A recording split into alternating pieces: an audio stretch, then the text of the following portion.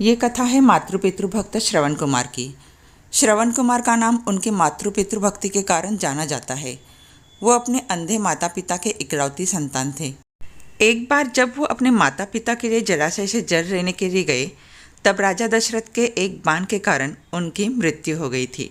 जब भी बात माता पिता की सेवा करने की आती है तो श्रवण कुमार का नाम सबसे पहले आता है। बात त्रेता युग की है, जब भगवान राम के जन्म से थोड़े समय पहले श्रवण कुमार नाम का एक लड़का था। श्रवण कुमार के माता पिता अंधे थे, इसलिए उन्होंने बड़ी ही मुश्किलों और कठिनाइयों से लड़ते हुए श्रवण कुमार को पाला था। इसलिए जब श्रवण कुमार लायक हो गए, तब वो अपने माता पिता की सेवा करने लगे।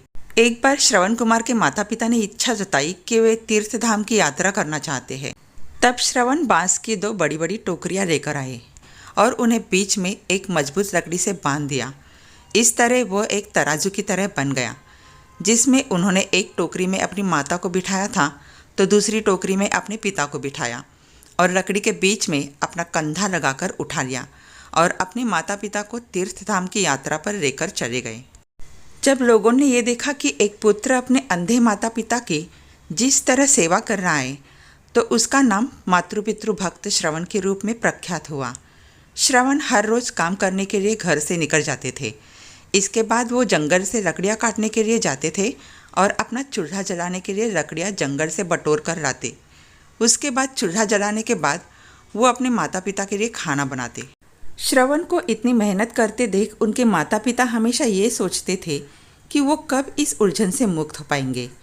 श्रवण की माता घर के काम करने के लिए श्रवण को मना करती, लेकिन फिर भी श्रवण कुमार अपना कर्तव्य मान के घर और बाहर का हर काम स्वयं करते थे।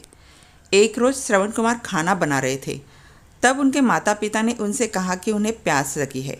अपने माता पिता की प्यास बुझाने के लिए श्रवण कुमार नज़दीकी जलाशय से जल लेने के लिए चल पड़ते हैं। जब श्रवण जलाशय से जल भर रहे थे, तब उनके बर्तन से ऐसी आवाज़ निकल रही थी जैसे कोई जानवर पानी पी रहा हो। ठीक उसी समय अयोध्या नगरी के राजा दशरथ शिकार के लिए जंगल में आए हुए थे। राजा दशरथ के पास शब्दभेदी बाण चलाने की कला थी, जिसमें वो केवल ध्वनि सुनकर अपने बाण को निशाने पर मार सकते थे। श्रवण कुमार पानी भर रहे थे। उनके बर्तन से निकलने वाली ध्वनि जब राजा दशरथ ने सुनी, तो उन्होंने सोचा कि वो कोई पशु है जो जल पी रहा है। यही सोचकर राजा दशरथ ने उस ध्वनि की तरफ अपना बाण छोड़ दिया। जब वो बाण श्रवण कुमार के शरीर पर लगा तो वो जोर से चिल्लाए। श्रवण कुमार के चिल्लाने की आवाज़ सुनकर राजा दशरथ को आभास हुआ कि उन्होंने किसी मनुष्य पर बाण चढ़ा दिया है। अपने घोड़े से उतरकर राजा दशरथ तुरंत उस जगह पर पहुंचते हैं जहां पर श्रवण घायल अवस्था में पड़े थे। राजा दशरथ को अपने किए पर ग्लानि महसूस होती है और वो मन ही मन बहुत दुखी होते हैं और श्रवण कुमार से क्षमा मांगने लगते हैं। श्रवण कुमार उन्हें धीरज बंधाते हुए कहता है, हे महात्मा, आप जो भी हो मेरा केवल इतना काम कर दीजिए। मेरे माता पिता अंधे हैं तथा वो नज़दीकी कुटिया में मेरी प्रतीक्षा कर रहे होंगे। आप ये जल ले जाइए और उनको पिला दीजिए। ये कहकर श्रवण अपने प्राण त्याग देते हैं। अपना मुख शर्म से नीचा करके राजा दशरथ श्रवण कुमार से वो जल का पात्र लेकर उनके माता पिता के पास पहुंचते हैं।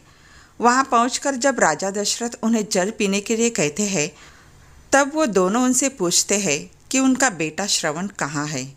तब मन में दुखी होते हुए ग्लानि से भरपूर राजा दशरथ उन्हें सारा वृत्तांत बता देते हैं कि वो उनके अपराधी है तथा उनके भूल के कारण उनके पुत्र श्रवण कुमार की मृत्यु हो चुकी है। अपने इकलौते पुत्र की मृत्यु की खबर सुनकर दोनों माता पिता बुरी तरह से रोने लगे। रोते रोते श्रवण कुमार की माता ने अपने प्राण त्याग दिए। तब श्रवण के पिता ने राजा दशरथ से कहा, हे राजन, तुम्हारे एक भूल के कारण मेरे पूरे परिवार का विनाश हो गया। पहले मेरा पुत्र मारा गया और अब मेरी पत्नी ने भी प्राण त्याग दिए, तो अब मैं भी अपने प्राण त्यागने जा रहा हूँ। इसलिए मैं तुझे श्राप देता हूँ। जिस तरह आज मैंने अपने पुत्र के वियोग में अपने प्राण त्यागे हैं, उसी तरह तू भी भविष्य में एक दिन अपने पुत्र के वियोग में प्राण त्याग देगा। राजा दशरथ को ये श्राप देते हुए श्रवण के पिता भी अपने प्राण त्याग देते हैं। उसके बाद में दुख और ग्लानि से भरे हुए राजा दशरथ उन तीनों का अंतिम संस्कार करते हैं। श्रवण कुमार की कहानी से सीख लेते हुए हर बच्चे को अपने माता पिता की सेवा निस्वार्थ भाव से करनी चाहिए।